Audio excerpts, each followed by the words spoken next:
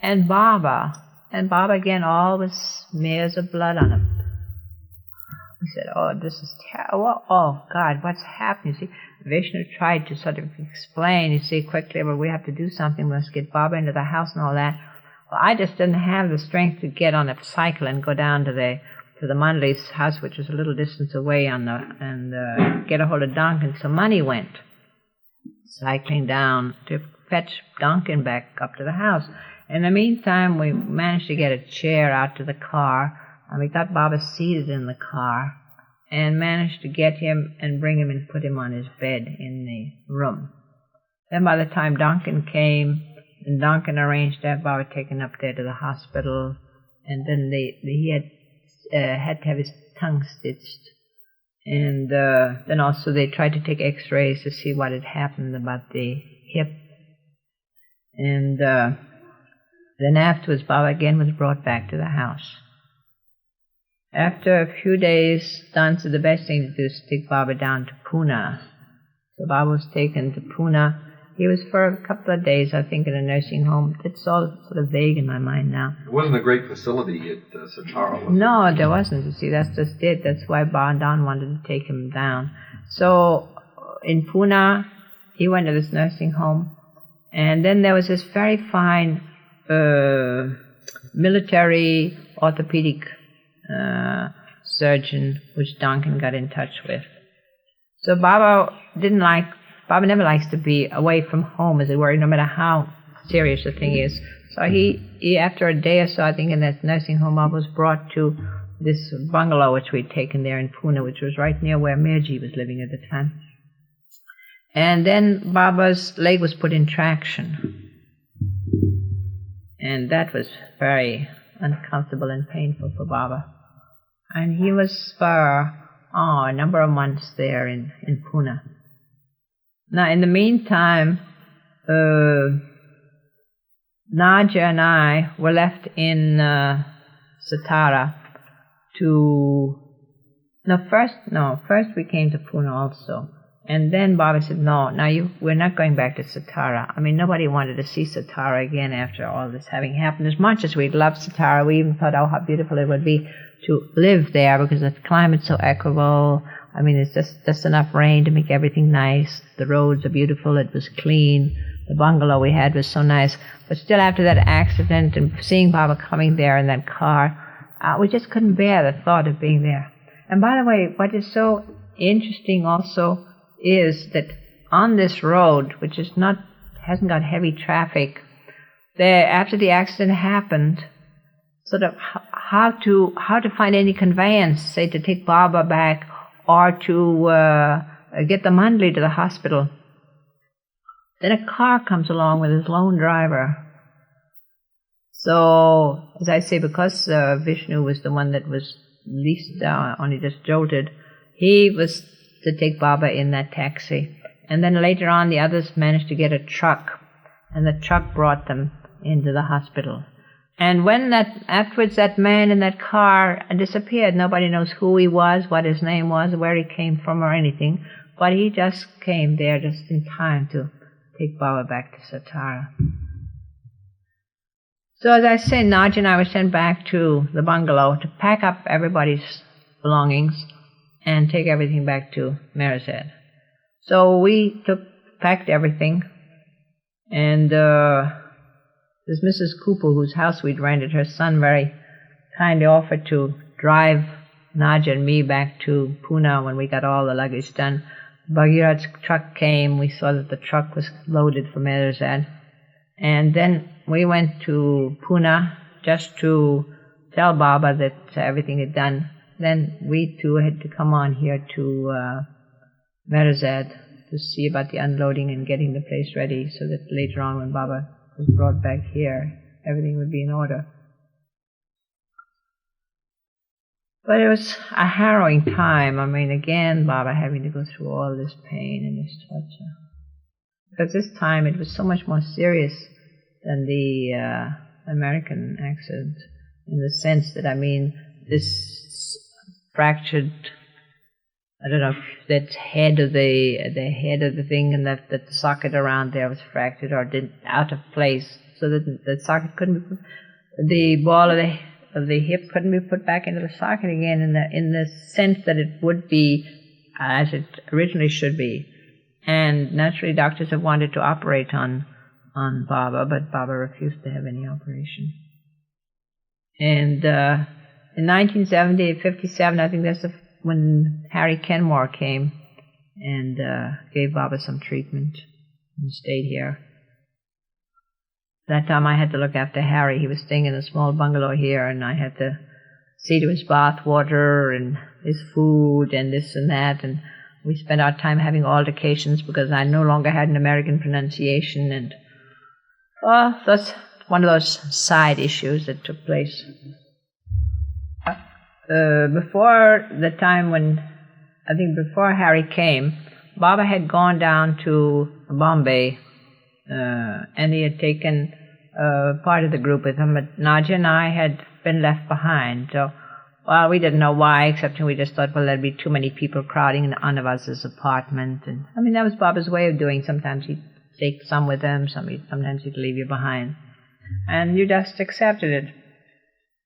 So at that time, the only people that were staying here in the Meherzad household was Nadia and I on the women's side, and Kaka and Gustaji on the Mandali side.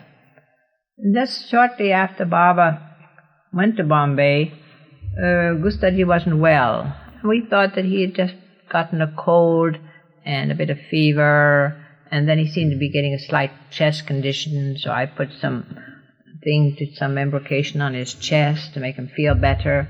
And we used to try to coax him to go and rest in a bigger room and let us open his bedding so that he would be comfortable.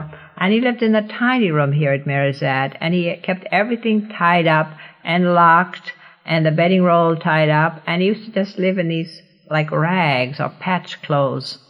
And he refused, but later on, when he wasn't feeling too well, then we coaxed him to go into the larger room. That time we decided also we better send for a doctor because he might have something, that should need attention. The doctor came, but he didn't seem to think it was anything too serious. And so a few days more went by, and then Nadia and I had come over, had our lunch, we were resting, and at tea time we went over, we'll see how Gustaji is. And Kaka had prepared some very light, weak tea for him, and Kaka had just gone to the room to give him the tea, and just after that we came, and Kaka found that Gustaji was dead. It all happened this sort of like this suddenly, whether he went off in his sleep or how he went off, nobody knows. He just found him lying on his side, and he wasn't there. So then we made connection with people in Nagar and Erich's family there, who were always very helpful in situations like this. And then the body was taken to Meherbad, and word was sent to Baba. Oh yes, Kaikobad was also living here at the time. It was before he went up to Meherbad. So Nadia and I felt, well, maybe after all, Baba had wanted us to be here with Gustaji. At least somebody should be here with him at the end. So then it was later on, I think, that after that, after Baba came back from Bombay, because I think Harry came sometime in November. Stayed a few weeks. Then, as I say, in 1958, then Baba went to the West again with the Mandali, and we stayed here in Meherzad. And that time, I think we went down to Bombay to meet him on his return, and then motored back with Baba to Meherzad. And as I say, in those days, life was sort of going at a slower pace. Baba was doing more seclusion work. He was seeing very few people. And our life naturally adapted itself to Baba's pace. And also Baba's health wasn't good. With all the years of hard work he was doing, must work and fasting and seclusion work. It was beginning now gradually to tell on Baba's health. Then did you try to entertain Baba then, or was he more aloof and more indifferent to these type of things? Or more indifferent. The last entertainment we gave Baba was when Kitty was here. It was before we went to the West, and that's when we put on this train skit in which Kitty and I were a Parsi couple, and the others were two were Mohammedan couple, two were Hindu couple, and all that, and all the funny sort of things that happen when all these different types and religions get together on a train journey. And it was so amusing that Baba laughed and laughed and laughed, and in fact even had us do it for the Mandali and had the Mandali come and see it. Because sometimes only it used to be just like Baba and Mera, or maybe one or two others that didn't happen to be in the play that would see it. But this time Baba had the Mandali present too. And Nilu afterwards came to me and said, "Rano, I didn't know you could talk Gujarati." I said, "You'd be surprised." Because during that time when Kitty and I were in Bombay, we used to pass by that entrance which led into the Tower of Silence. And outside we'd see some of these old Parsis sitting there, sunning themselves. And that intonation, that Parsi intonation, somehow must have registered my ear. So when I had to play this old Parsi man in Mani's skit, then I even managed to get that Parsi intonation in the wording. So this was I just from remembering it of that time before. But after that, did Baba seem to be withdrawing more and more during the seclusion work? Say after 58, 59, 60? In a way, yes. In a way, yes. Because, I mean, excepting for, of course, now in 1962, Baba had the East-West gathering. So on an occasion like that, then, I mean, Baba would be absolutely blooming. Even at earlier times, I can remember Baba, not feeling very well maybe before darshan and saying to me, "How do I look?" And you'd see Baba looking tired and sort of weighed down with the work of the world, as it were. But I say, "Baba, I see you like this now, but when you go out in front of all your lovers," I said, "you'll be just the powerhouse with the works turned on full blast." And I said, "Nobody will ever know that this is how you feel, because," I said, "you'll be radiating such beauty." And this is what Baba did every time. He'd just leave everybody like this. And it's what happened in the East-West gathering and the 1965 darshan also for Easterners. And East-West gathering, I mean, when you think now of the lovers that are coming and the hordes that are wanting to come to Baba, I mean, you look back now, that seems like the handful only that came. And Baba used to give them quite a bit of time, because the time that they were here, I think, what was it, about a week? No, 3 or 4 days. 4 days. 4 days, huh? 10 years ago, just about. So 4 days, so Baba would see the Westerners in the morning, and then only the Westerners in Guru Prasad Hall.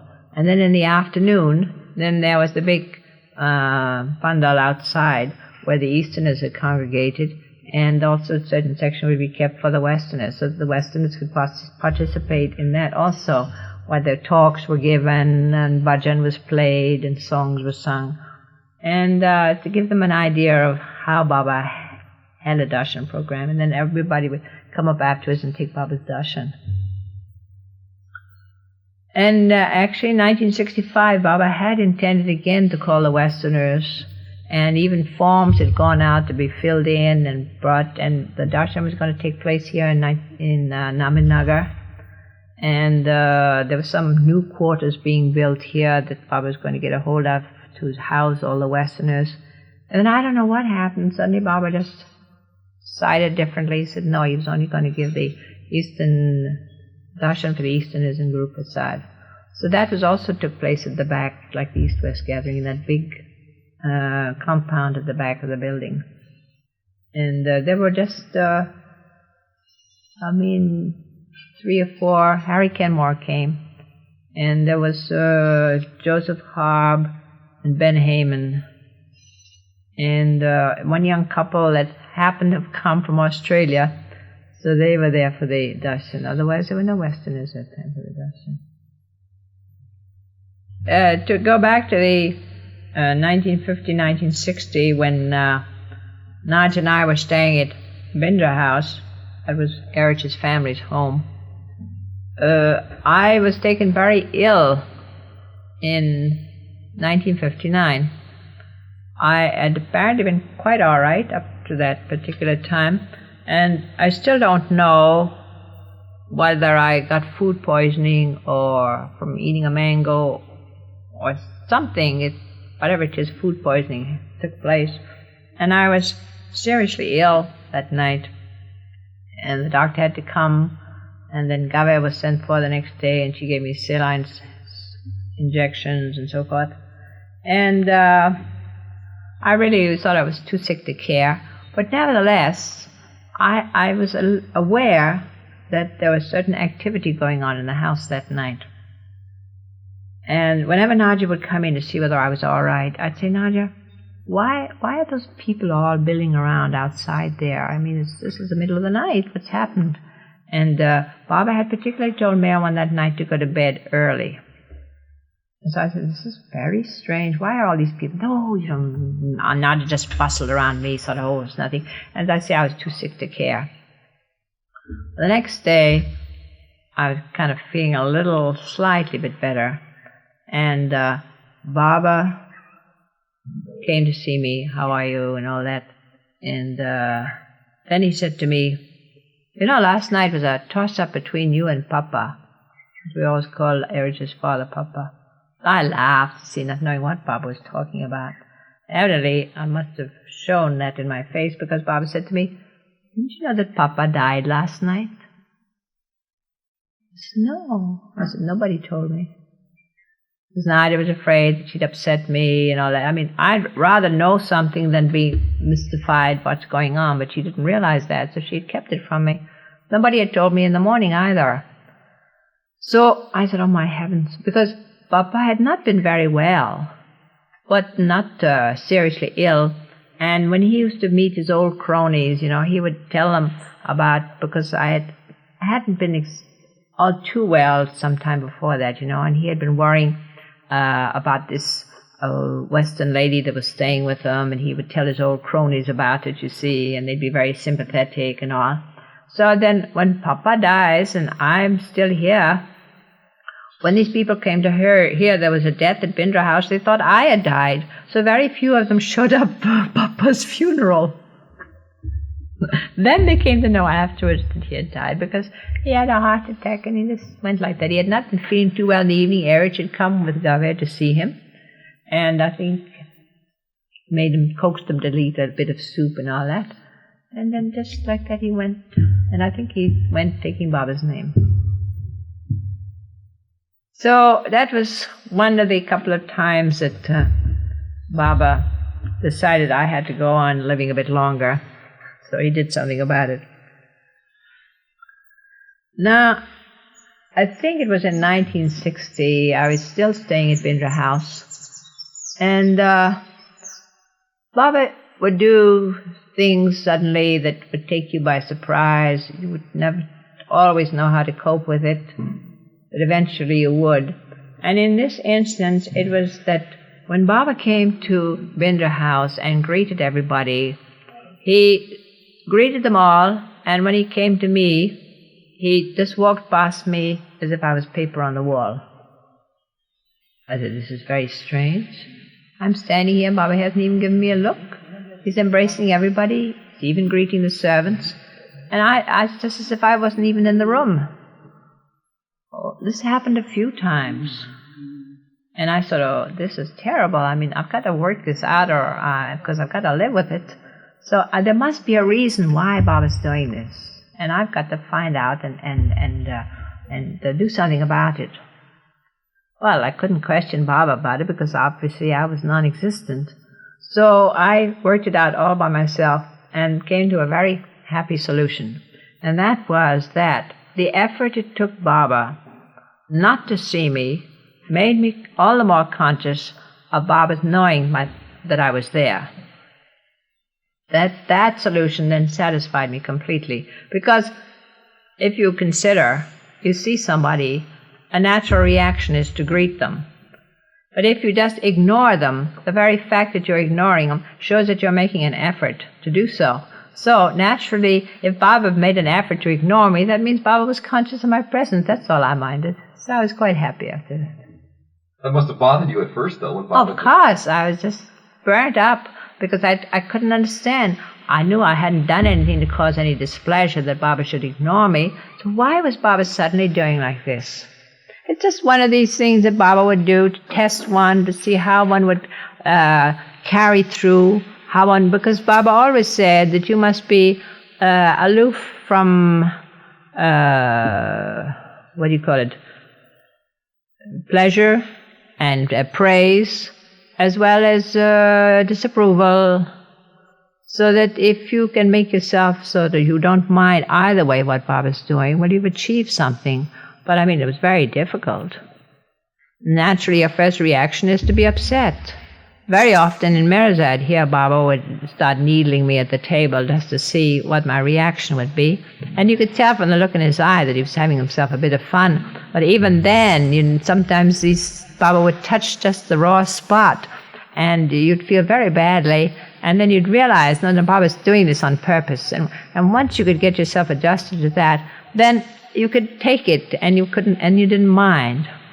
And once Baba realized that, then Baba would try something else. But he must have wanted a reaction. He didn't want you to do this. He wanted to have a reaction, and he got it. I won't be upset because I know about it. No, he wanted the reaction, but on the other hand, also, he wanted to see that you can control that reaction. You see, there are two ways of looking at it.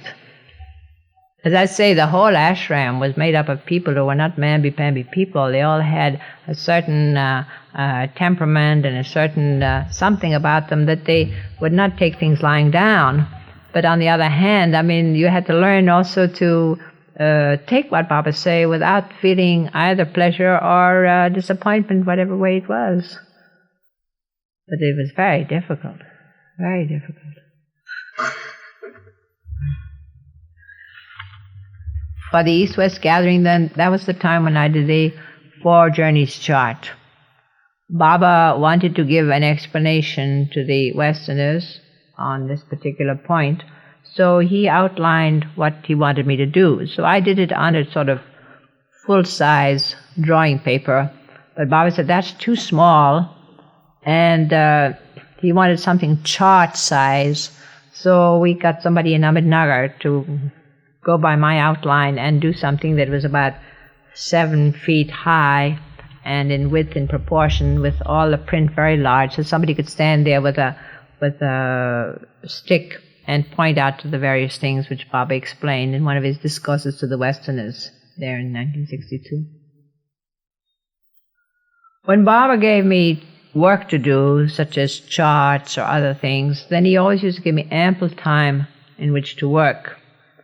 And in fact, even used to set hours, like in the 10 circles chart, I had to work so many hours a day. But when I was doing anything on my own, it always somehow seemed that Baba knew it. And I would find I wouldn't have time enough to do it, or I'd be in the midst of something and I would have to, put paperweights so the paper wouldn't blow and hope that the thing would be intact when I came back to it.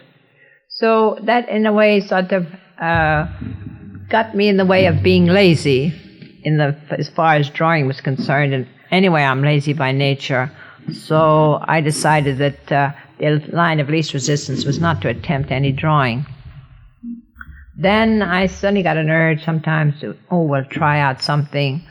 So that period of the 1960s is when I called myself a once-a-year artist, when I would try to do some drawing and painting for Baba that would be of a symbolic nature, in which Baba was the central figure. It was done on a small scale because I knew if I tried to do anything on a large scale, I probably wouldn't have time to get it finished in time. So I did it on a small scale in watercolor crayons.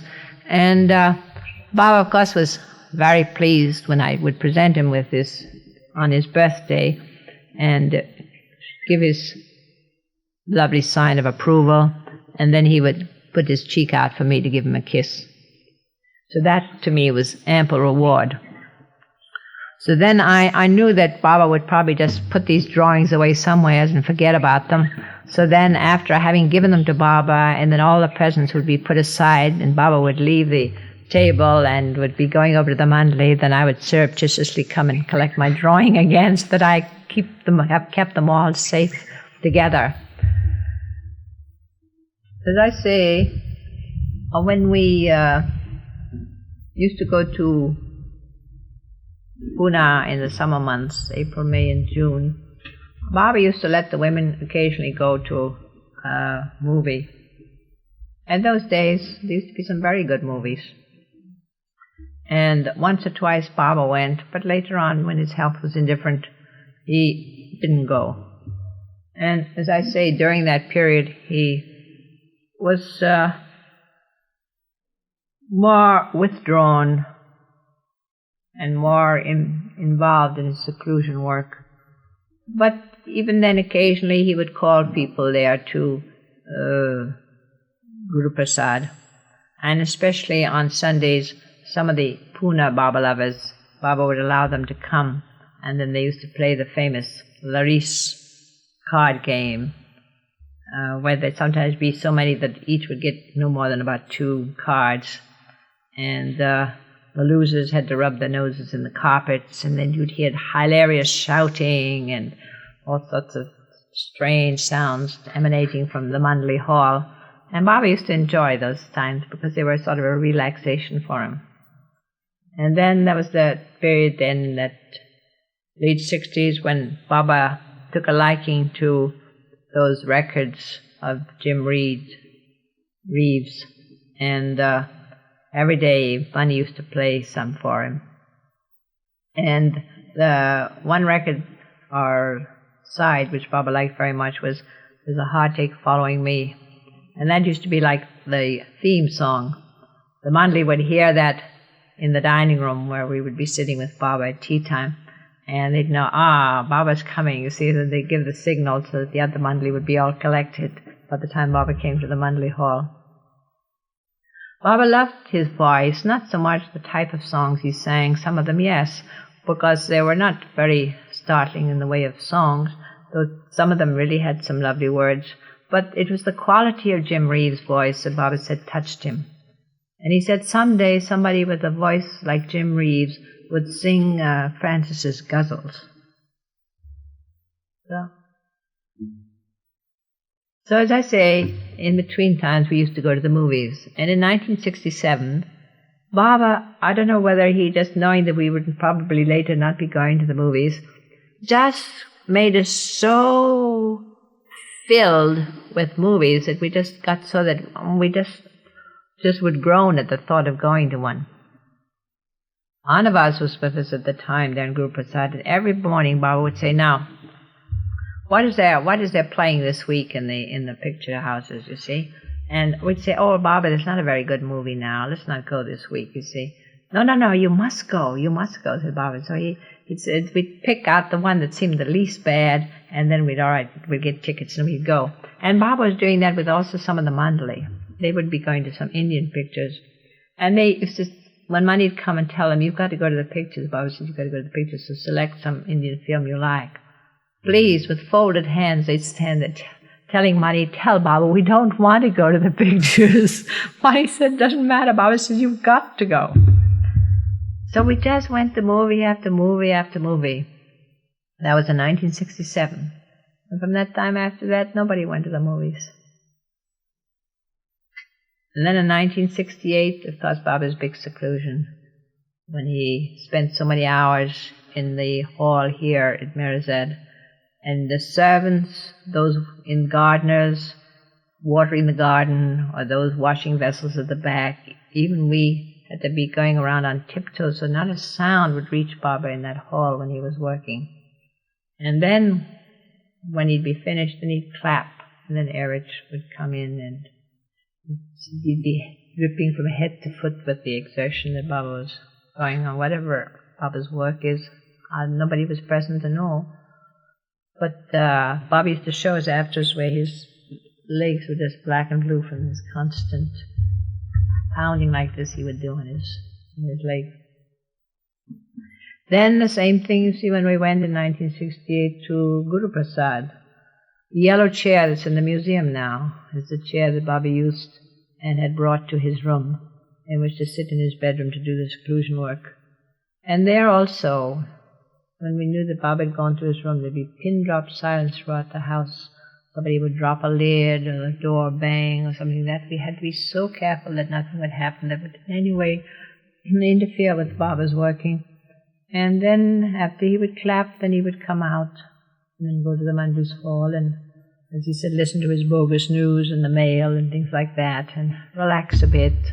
Or when he'd come to our quarters, then at around tea time, Mani would play records for him. And so life that way, we never went out. We didn't go shopping. We never stepped out of that compound excepting about a few days before we were to leave Guru Prasad to come back to Verazad.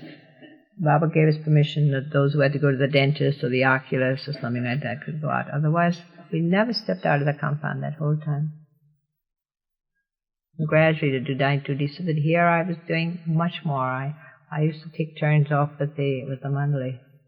But that time there in 1969 was about the day, I think, before Baba dropped his body. I was with Bhau in the room. And Bhau was holding Baba's legs, and I was holding Baba's arms. And I don't know what happened to me. I just started crying. I couldn't stop, and I was trying so hard not to show it. There was I trying to hold Baba and doing like this, you see. And Baba got one look at me and said, listen to that. So that made me feel even worse, But and with Baba, as I tell you, all through my life with Baba, that if once Baba started me crying, it used to be the most terrible thing to stop. Because I don't know what he did to one. Because before I met Baba, my heavens, if I went to a play or anything, the last thing I want to do is show any emotion. And I suppose Baba just had to get that all out of my system. But other things didn't make me cry, but just Baba made me cry. And whether this was a premonition of something that was to happen or what, I don't know. Because I know, like in Baba's accident in 52, Kitty started getting all upset, naturally, seeing Baba sitting there on the hill. I said, Kitty, this is not the time to get upset. I was just as cool as a cucumber. When a crisis takes place or anything like that, I won't let go. I just let go later. But at that time, that night when I was sitting, when Gavi and I had to be with Baba that night because the Mandali hadn't come back, I just practically had Rigers sitting there, just that let down and reaction after the accident had taken place. And so, as I say, always at a time when a crisis like that happens, then I can control. Even when Baba dropped his body, the shock was so great. But at the time, there were things to be done, so you could do them, and you don't think of yourself, and you can let go. And then later on, then that's the worst part. And as far as the accidents, the Baba dropping his body, Baba gave us so many indications that this was the end of everything. But none of us could even grasp it. And some idiot of a person once said, "Well, didn't Baba give you some inkling or some clue that this would happen?" Imagine if Baba had done such a thing. We were just, Baba just knew that. We couldn't have taken it then. Whereas taking us by surprise like this, he knew we would have to make the effort, because after all, as Baba said, this is only an overcoat that I'm wearing. This is not the real me. And even though we were used to Baba, and even though now you feel a void, it's not got that poignancy that the very beginning had, because you feel that Baba's with you, even though you can't see him. That's the only thing that makes things bearable.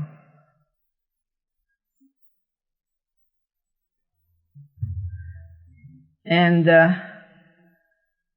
so, as I say... Didn't Baba in 68, though, the fall of 68, wasn't he withdrawing himself? Wasn't Baba withdrawing himself? Yes, definitely. I mean, at the very end there, Baba just, anything that had to do with even outside things, people would write letters, Baba would hear the letters, but then Baba would make Erich answer them. And always, he would say, I will guide you inwardly. To anybody who asked Baba's advice and questions and things like that. So that's why when people come to us now for advice, who are we to be able to know how to give advice? This is Baba's. We can use our sort of intelligence about how maybe we would handle a situation, but the very kernel of the thing has to be Baba. So I myself have always said, this is what Baba used to say, even during his lifetime, was that you must do your utmost to the best of your ability, and I will help you inwardly. People did it then, so even though Baba's dropped his body, the same thing applies. That if they have that love for Baba and feeling for Baba and know that Baba is there, then if they have a situation which they feel that they can't handle, well, they must do it up to their utmost, and Baba's there to help them. They must realize that. Otherwise, what is their faith and what is love for Baba then, if you don't realize that Baba's there with you to help you? He'll always be there when you need him most. That is unquestioning. But, in the early days, you couldn't do any little thing without telling Baba. No matter what it is, you couldn't make a change in any household arrangement, or even if you have the slightest pain, you should report it to Baba. And one day I remember I wasn't feeling very well, and somebody happened to tell Baba I wasn't feeling well. And I said, but Baba, I was something I wouldn't even have told my own family. It's just, I'm feeling a bit indisposed today, but it'll pass. No, you must tell me, said Baba. So gradually through the years, from that, going to that other extreme where you have to be absolutely dependent on Baba about all external things, then slowly, as the years went through, then Baba again gave one back more that opportunity to make your own decisions and things like that. Till at the very end where, as you say, Baba's work was so paramount that these things are meaningless. They were meaningless from the beginning, but because of certain training of us, he used to make importance out of them. But actually, as Baba says, everything is zero. And then, of course, Baba's health was not good at the end. He used to get these jerks, and one would feel, if we could only just take a little, even a portion of Baba's burden and make it lighter. I know people sometimes ask me, why do I get this expression that I do in Baba's eyes when I do my drawings? But that's the expression I used to see when Baba would be relaxed and with us, and sort of might say the curtains down. Whereas naturally when people come to Baba with all love and everything, they must see Baba and that love emanating from Baba. But we used to also see that other side. Well, that's a closed chapter now, and now a new chapter's open.